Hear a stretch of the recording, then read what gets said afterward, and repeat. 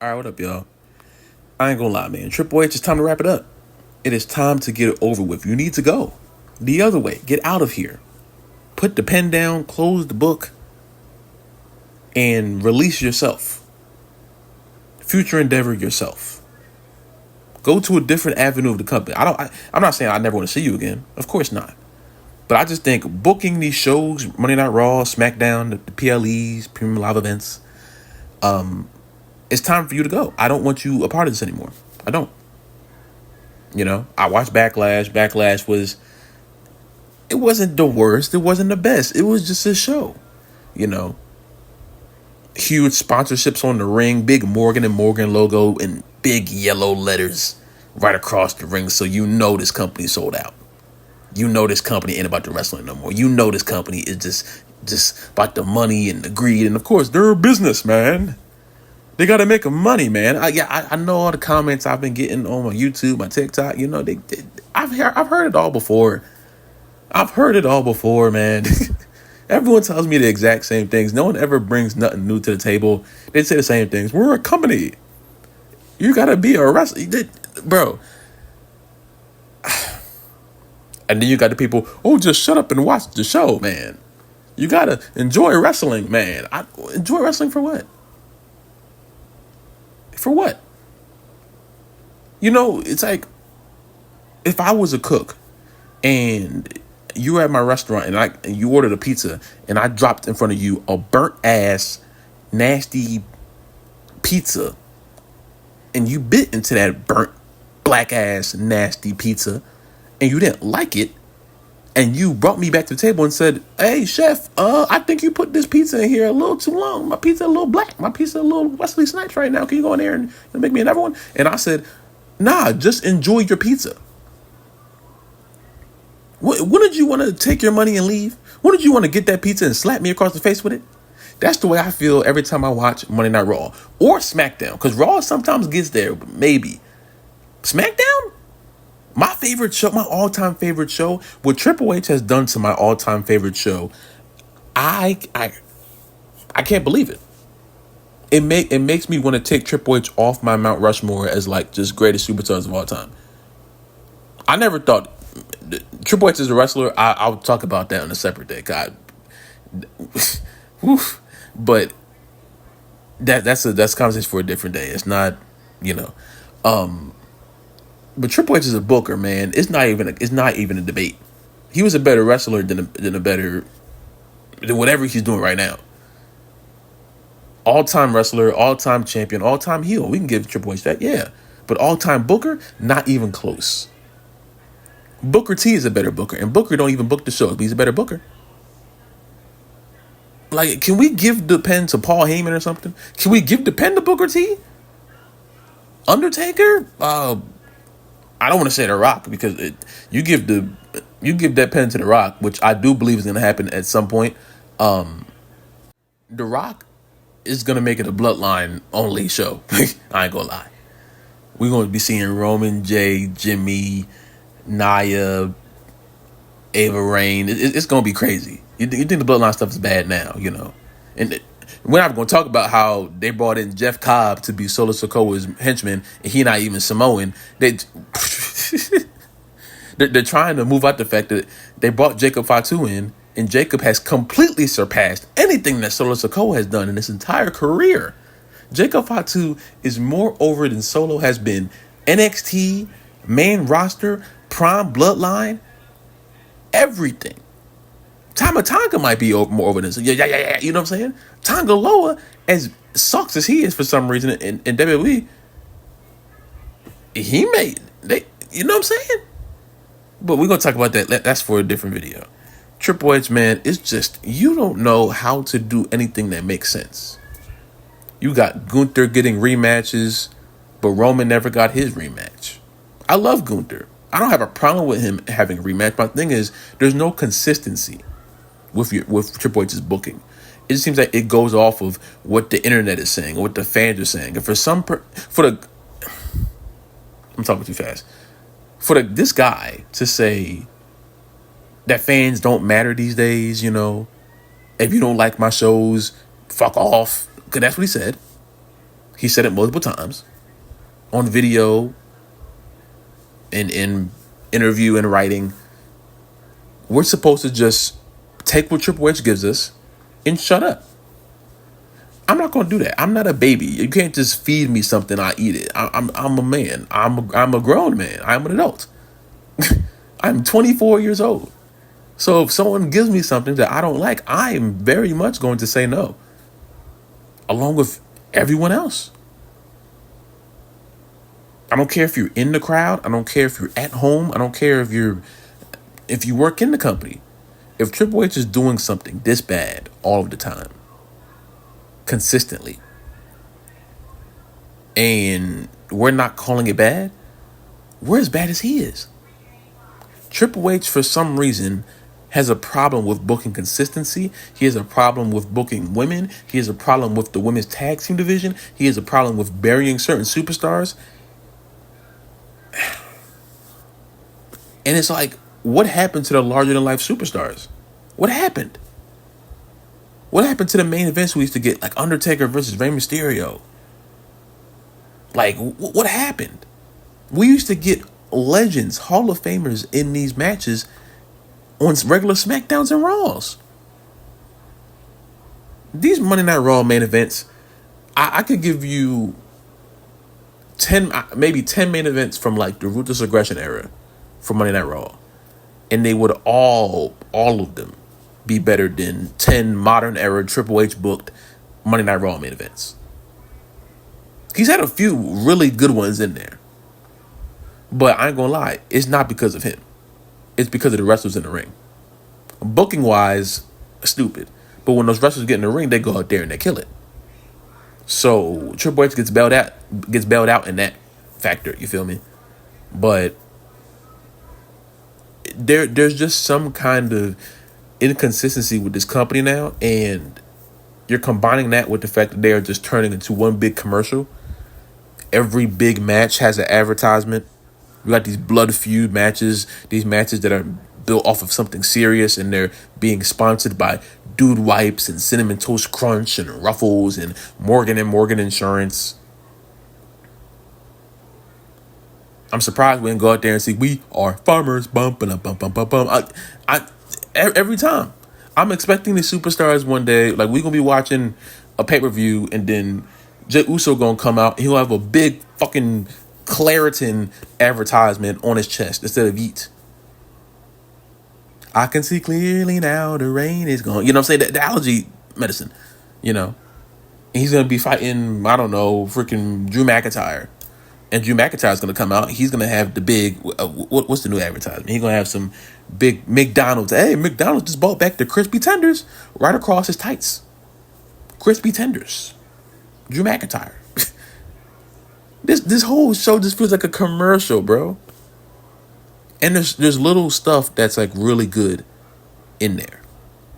But when I'm watching SmackDown and this show just feels so lifeless, I'm so happy it's going back to 2 hours in like a month.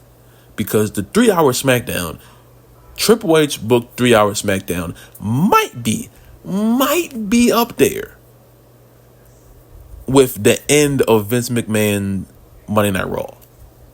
It might be up there. Because when Vince was booking Monday Night Raw, it was just idiotic. So that's why it was bad. Triple H's bad is different. Triple H's bad isn't idiotic. It's just boring. And I don't know what's worse, idiotic or boring. I kind of want to say boring. Because at least idiotic, at some points, it may make you laugh. It may entertain you. Just for like you may get a laugh out of me. Out of the 3 hours, 2 hours, however long the show is, you may give me a laugh. Maybe a chuckle out of it being idiotic. Boring, you're not smiling, you're not laughing, you're just there falling asleep. You know, SmackDown's not the worst show in the world, but damn, it's up there. Because it doesn't feel like anything anymore. It just feels like I'm watching a wrestling show with no heart, no soul, no energy. And Monday Night Raw last night felt like SmackDown. No heart, no energy, nothing. The main event was cool because you had 4 great wrestlers in the ring. But you're burying 2 of them And the other two are in a coexist storyline in 2025. So I'm like, really? New era, but we're still doing Vince McMahon things? Really? Really? I just feel I haven't made an AEW video in like a few weeks. And usually I'll be, I'm an AEW hater too. Part-time. So I'll be making AEW video. I love calling out when they do something stupid. They're doing a lot of stupid things, but their stupid is like being overshadowed by Triple H's stupid now. You know what I'm saying? And it's crazy. All I want is for every wrestling show to be sensical and exciting. That's all I ask. I want my wrestling to make sense. I want my wrestling to feel like there's nothing else in the world that's more important than this wrestling show right now. For these 3 hours, I want to just turn everything else off and nothing else matters. And the way you do that is by having interesting characters, interesting storylines combined with great matches. Not 20 minutes of yeet. Not your new Julia and Roxanne looking stupid in the ring. Not Pat McAfee talking about how he got his ass beat. Not Penta and Chad Gable having their fourth match. We already saw them wrestle. Why are they having rematch number 4? Not seeing Ludwig Kaiser not even get a chance to speak, but then you go straight to Braun Breaker beating Jey Uso's ass. As if we haven't seen that before. Jey Uso he's starting to build up his revenue as the weakest world champion we've seen in a little bit. Going from Gunther down to Jey Uso looking like a bitch every week is crazy. Crazy. World champion looks like a hoe at every twist and turn. That's tough. Tough. You know what I'm saying? And all of this goes back down to Triple H. And I'm gonna end this video with this. I said this on my podcast. Type in Outside the Bringer on YouTube. Subscribe if you haven't already. That's my podcast I do with some of my brothers. You know what I'm saying? We went there talking about wrestling and all things related. We had a conversation about TKO and the way they're taking the company. And this is what I was trying to drive home to my brothers. The problem is TKO can give as much, they can put as much money into this company as they want. You know what I'm saying? The tickets can be extravagant amounts of money. You know what I'm saying? Those $40,000 tickets for SummerSlam, they're sold out. They're sold out. You know why? Because people do not care. People do not care about how expensive WWE is these days. And the reason why they don't care is because they got the money. They're going to go. But for everyone else, for the people who don't have $40,000 to just go Huss, you have to be able to make a show that is worth the money that you're charging for these tickets. And it only goes down to creative.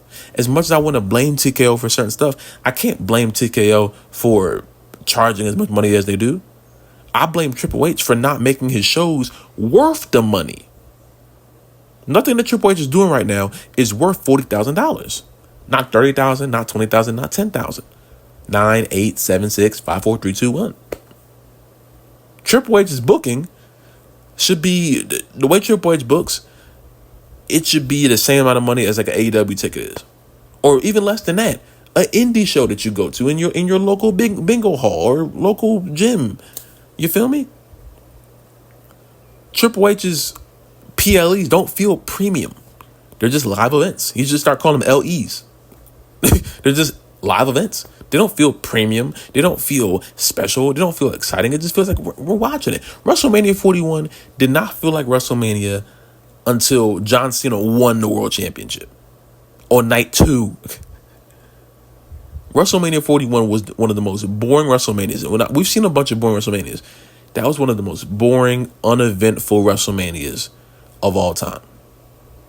And we saw championship changes. We saw great matches. But it just, the build-up to WrestleMania sucked. And then we got to WrestleMania and it didn't even feel like it, bro. It didn't even feel like it. And that goes down to Triple H, not TKO. TKO has nothing to do with creative. Triple H does. TKO can make the tickets $1 million. But if you are giving Triple H, if you are booking $1 million worth of amazing, can't miss, life or death, larger than life stories, then everyone is going to find some way to get that $1 million. They're going to take out a loan. They're going to rip up their mortgage. They're going to rob a bank. They're going to do something to go to that show because you made it where you have to be in the arena. I don't care if you live in the city. You have to travel to get to the arena, to buy that premium ticket, to go to this premium live event, to go to a Raw, to go to a SmackDown. But now it's even worse because the people will go, but now they won't even cheer. Go back and watch that SmackDown. That crowd was completely silent. And don't watch it on YouTube because they're going to try to make the crowd sound louder. Try to watch it on Peacock. I don't know if they do the crowd alteration thing on Peacock. I don't know. But if you watch SmackDown Live, that crowd did not care. The crowd on Monday Night Raw last night did not care. The only crowd that cares is like half of the Dynamite crowd and all of the NXT crowd. You know what I'm saying? The Monday Night Raw and SmackDown crowd, they don't cheer. They'll cheer for entrants like Jey Uso. But when the matches are happening, they're completely silent because it's boring. Boring. And if the people who are live there aren't cheering, what do you think the people at home are doing? Sleeping, probably. Sitting there like, damn, when is the show over? You feel me? So we need someone in creative that isn't Triple H. And I've been trying to...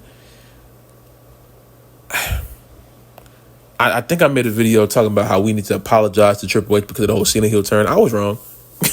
I was wrong. You know what I'm saying? In life, you got to know when you're wrong. You got to be able to acknowledge when you're wrong. I'm a man. I can acknowledge when I'm wrong. I was wrong. I was wrong. That Cena heel turn did not fix the quality of SmackDown or the quality of Raw. It didn't. Or the quality of Backlash. Did it? Was it like a nice little spot in there? Yeah, of course. I love when Cena's on TV. But Cena's one appearance does not make up for 2 hours and 45 minutes of just terrible SmackDown. Where I'm streaming and my chat's like, damn, it's not even 9 p.m. yet. Damn, it's not even 10. You have a good show, the time just flies by. You look at the clock, oh my gosh, it's almost over. I want more. I haven't had a SmackDown like that in a long time. The last Raw we had like that, I think it was the one where the New Day turned heel. I think. And look how that heel turn's going. That heel turn is completely phased out.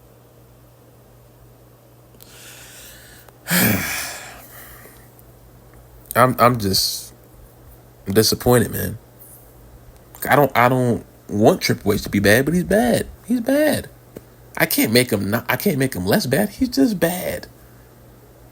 And hopefully, either he wakes up or someone in TKO wakes him up and gets him out that chair.